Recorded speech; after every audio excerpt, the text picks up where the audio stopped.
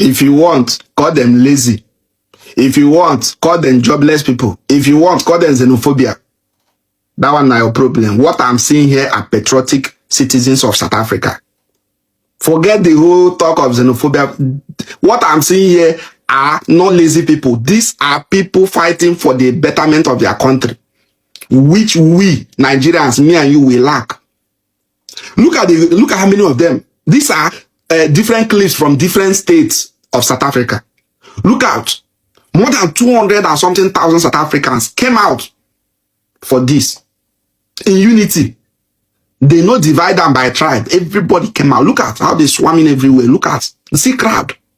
Unison. That is it. Fighting for the same goal, which is what? We want a South Africa for South Africans.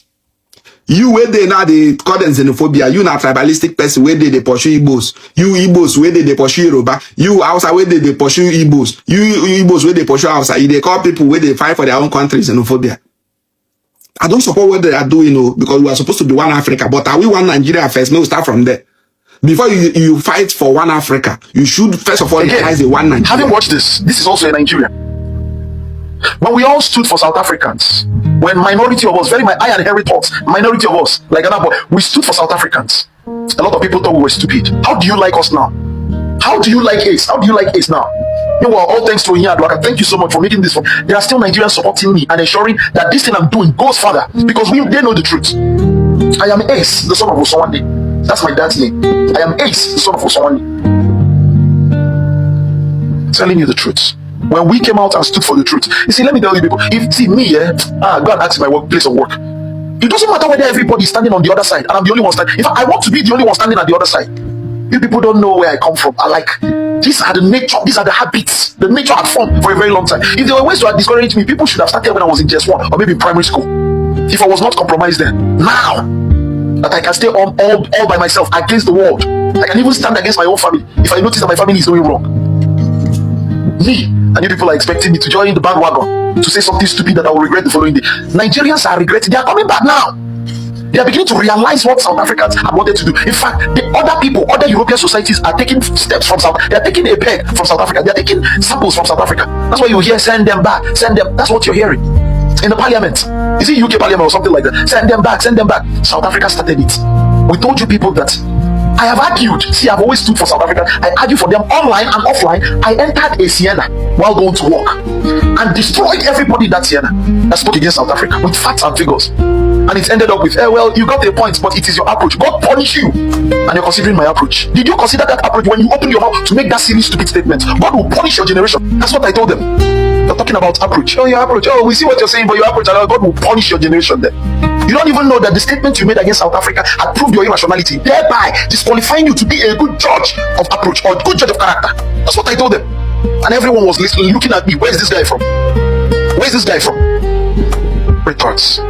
Oh, you're so easy. You know what? They entered the ball. You know what? I think the situation is that South African men at least. And unfortunately, it's coming from the person that is the driver, Aguero, that never saw the four walls of an academic system. When they go around while drinking in a bar and one stupid moron that never even seen the four walls of a primary school and elementary school will make a statement, they will think, oh, it's rational at the beck and call of drinks. While in their tips, oh, it's rational, they think we enter their head. That is why I don't follow them out. I finish doing my work, I go home. That's why I don't honor their invitation. They invite me, I say, no, thank you. That's why even when I'm running an activity, I don't invite them. You can surround yourselves with bunch of retards and nincompoops. At the end of it all, look at it. Meanwhile, tell me what makes an average Nigerian that defends Nigeria to be considered a judge of good character. Tell me what makes a Nigerian eligible. Don't you know that Nigeria as a country, that you're supporting Nigerians being in their state of failure already disqualifies you to be considered seriously when it comes to making judgments, rationality and evaluation, rational statements and evaluation? Don't you know that is why a number of us, we look at things from a theological point of view? That's why a number of us, the first thing we did is decline from associating ourselves, from defending Nigerians as a people, so that we can always open our mouths, say something, and be considered rational people. Because the moment you open your mouth to say something, and then they notice that you're you people don't have lawyers, and they notice that you're one that defends Nigeria, what the judge will simply say is, what makes you feel you're eligible to be considered rational, considering the fact that you defended a society that had failed woefully in all ramifications? You people don't know how these things connect. That was exactly what I was running from. That's why even if you're from any other African society and you defend Nigeria, or you begin to attack or slander whatever Nigerians slander, automatically, by the virtue of your standing with people that come from a failed society, you are considered a failure. You're considered irrational, which means your statement no longer holds. Nigerians are coming to say it now. First of all, they said it was xenophobia, right? South Africans are xenophobic. I and Henry Talk stood. Continually, we were presenting facts and figures in proving that this is not xenophobia. You people don't even know the definition of xenophobia. This is not xenophobia. These are people struggling to create a working society, to reenact a working system in their society. But because you people don't know the meaning of reenacting working system, you people don't know the meaning of building a working system, you people don't know, you people don't have a picture of that, you people don't know approaches to doing such a thing, you think it's xenophobia. One illiterate comes and says, "Yeah, xenophobia." One thing you heard probably from Nigerian peoples and culture, that your lecturer, that one lecturer, and the lecturer didn't teach you properly. You come around, "Oh, this looks like xenophobia." And one time they say, "Hey, it's xenophobia." They say, "Oh, this guy has spoken."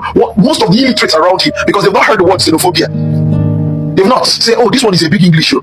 Now, wherever you meet them and they hear something, they'll tell you, they are just xenophobic. They are, even most of them that will say xenophobic. Now, Afrophobia also came. They don't even know the meaning of xenophobia or Afrophobia. Bunch of illiterates, dumbass. Say, no, if they ask you to define xenophobia, you people know nothing. That is why now a number of them are coming back. How many Nigerians? Prior time it was just I and Henry Talks and very few others, right? Today, what do we have here? What do we have here? What do we have here? There are lots of, and a number of people, I want to use this opportunity, a number of people that were telling me, "Oh, Ace, what do you hope to achieve?" Those, a number of Nigerians are now believers. They've now spoken. You see the truth. You see why I link with the truth is that if you don't listen to the truth that I tell you there, experience will teach you that truth, and you'll come back and say, "Ace, you've been saying this, so you've been saying so. I don't mind standing with minority." At the end of it all, follow those trends to talk nonsense. Afterward, you come back and face reality. Look at Nigerians are beginning to see that people fighting for their own country, telling other people, "Give us way, let us fix our society." South Africa is made for South Africa, while other people are running away from responsibilities of fixing their societies. Some people are telling you people, "Go out. We don't want to be like you people that are running away. We want to fix our own." If you people, peradventure, can take a hint from us to doing the same thing we're doing, we would appreciate it, so that together Africa will be better. But no, retard.